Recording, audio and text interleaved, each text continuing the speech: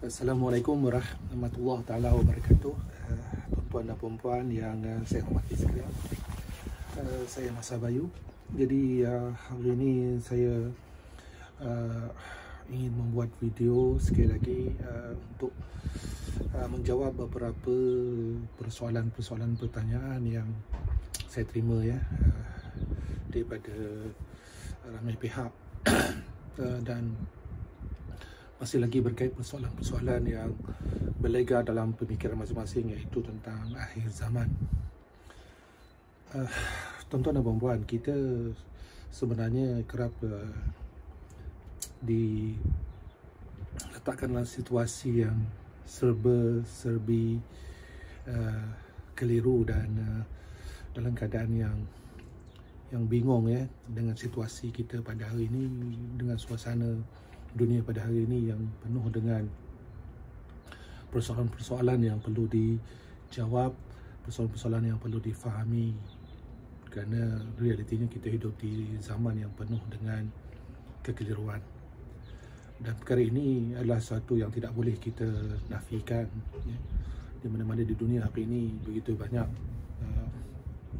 persoalan-persoalan tentang soal sosial, tentang soal kehidupan, yang mana banyak kerosakan-kerosakan, sama dalam bentuk peperangan, dalam bentuk kedaifan, kemiskinan masyarakat, kemiskinan individu ataupun sebuah negara, adalah sesuatu yang bukan lagi sekadar cerita ataupun kisah terpencil, tapi ini telah pun menjadi sebagai suatu situasi yang merangkumi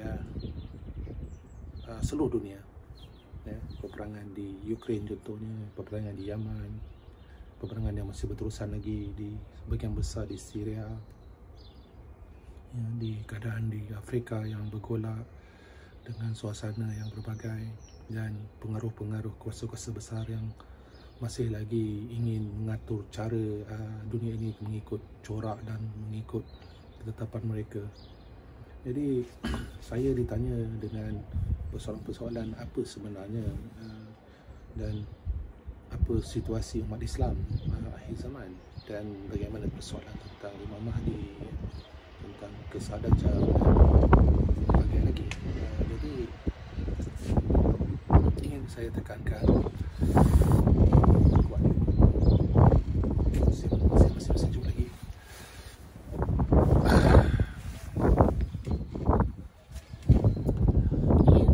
Saya ingin tekan di sini, tuan-tuan dan puan-puan,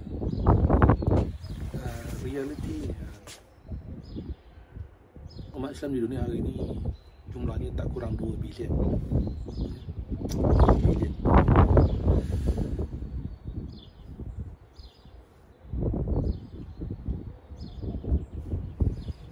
Jadi yang menghafaz Quran tak kurang 1 juta penghafaz Al-Quran, hafizah. Sumber-sumber alam yang ada kebanyakan datang daripada negara-negara Islam.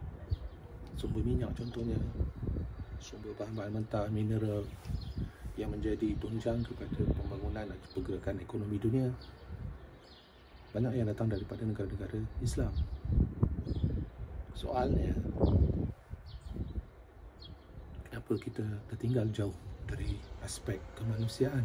Kenapa masih lagi kita berpaksi kepada segala teknologi dan segala upayaan daripada pihak yang barat? Jadi saya berjalan dan saya merantau, berhijrah, musafir ini atas dasar untuk melakukan sesuatu atas kapasiti yang saya miliki yang sangat kecil. Tapi saya bangun setiap hari dan saya memikirkan apakah yang mampu saya lakukan sebagai satu sumbangan kepada perubahan zaman, perubahan situasi yang ada. Adakah ia sebagai satu impian semata-mata ataupun ia perlu dengan pelaksanaan? Maka sebab itu dalam video-video saya yang sebelum-sebelum ini saya kerap bercerita tentang pelaksanaan dan pelaksanaan. Jangan kita menanti, jangan kita sekadar menunggu sesuatu itu jatuh daripada langit dia. Tu buah tu terus masak ranum untuk kita makan. Kita kena ada usahanya. Kita nak dapatkan hasil buah-buah yang manis, kita kena jaga, kita kena semai, kita kena pastikan pohon-pohon itu tadi dapat tumbuh dengan baik dan dapat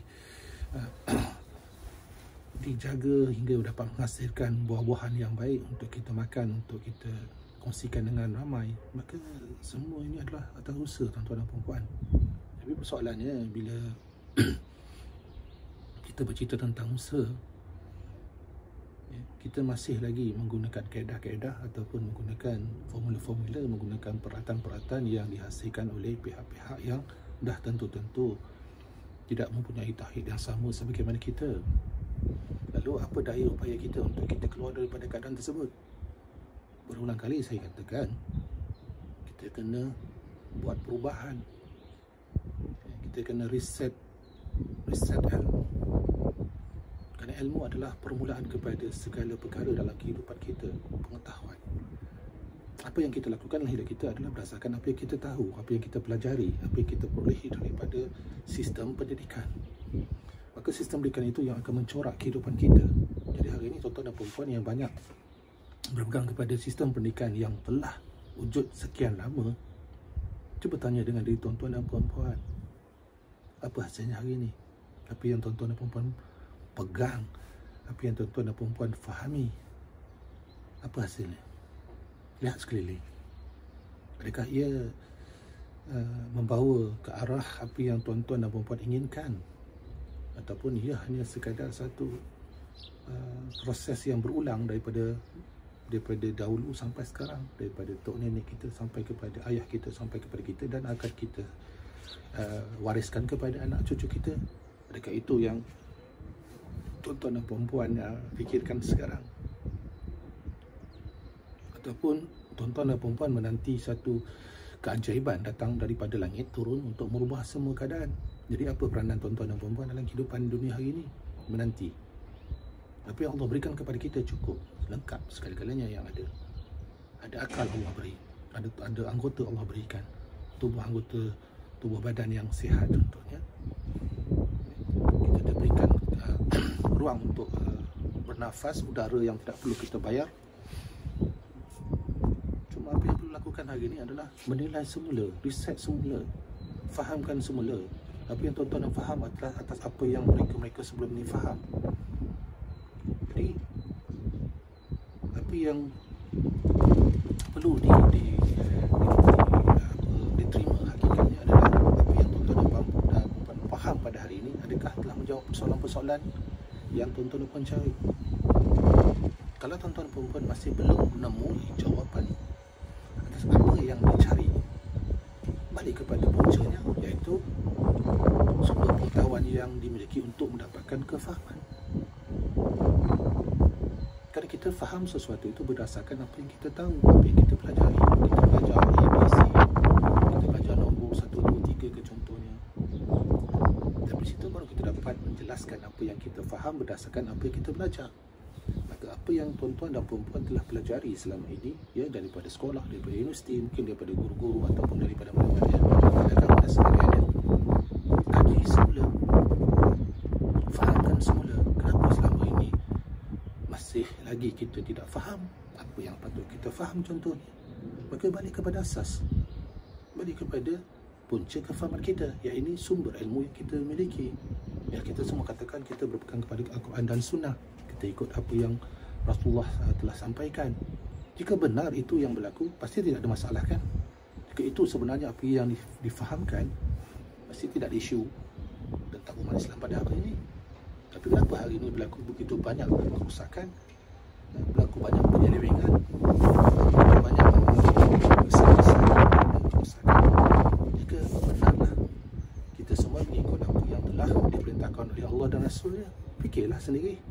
Jangan kita meletakkan suatu penolakan dalam kehidupan kita hari ini yang jelas kita tak capai apa yang sepatutnya. Jika kita benar-benar berpegang kepada Al-Quran dan Sunnah. Jadi hari ini bila berlaku sesuatu di Palestin, ya, Saya mengikuti keadaan di Palestin sangat dekat kerana saya juga tak jauh dari Palestin. Baru-baru ini berlaku satu suasana dan masih lagi berterusan hari ini. Saya ada sahabat saya di sana, orang Palestin bukan orang Malaysia, yang sentiasa beritahu pada saya keadaan di sana, macam mana situasi. Orang-orang Yahudi telah melakukan suatu provokasi dan menyerang, dan melakukan satu tindakan yang sangat dahsyat kepada orang Palestin yang pergi bersolat contohnya di dalam Masjid Al-Aqsa. Apa yang mampu tuan-tuan dan puan-puan buat? Apa yang mampu kita semua lakukan? Kerana kita kata kita dah mengikut Quran dan Sunnah, tapi kenapa kita tidak mampu melakukan apa-apa dalam soal tersebut? Di mana sebenarnya ukhuwah kita sebagai orang Islam? Manakah sebenarnya kekuatan kita sebagai Islam? Kalau benar kita telah berpegang kepada Al-Quran dan Sunnah, perkara ini tidak akan berlaku. Maka soalnya di sini adalah paling satu saja. Benarkah kita mengikuti Al-Quran dan Sunnah? Atau kita hanya sekadar melihat Al-Quran dan Sunnah itu sebagai satu tempelan kita letak di dinding, kita lafaz dengan perkataan, tapi kita tidak ada melaksanakan pun. Kita kerap melihat siapa yang benar, siapa yang salah, tetapi lupa untuk melihat diri sendiri, hakikat.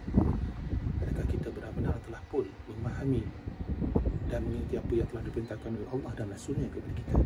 Maka berjalan atas muka bumi melihat realiti. Jangan duduk satu tempat kemudian kita bercerita seolah-olah kita telah mengetahui segala perkara. Kan ilmu yang kita miliki, di mana kita perolehi? Maka menjawab semua persoalan-persoalan yang datang kepada saya, satu yang saya dapat tekankan di sini, riset ilmu. Tak kiralah dengan siapa tuan-tuan perempuan belajar, daripada siapalah orang-orang yang besarlah, kata hebat sekalipun, yang menyampaikan kisah-kisah tersebut, kisah-kisah apa sekalipun, lihat faktanya hari ini. Di mana umat Islam hari ini?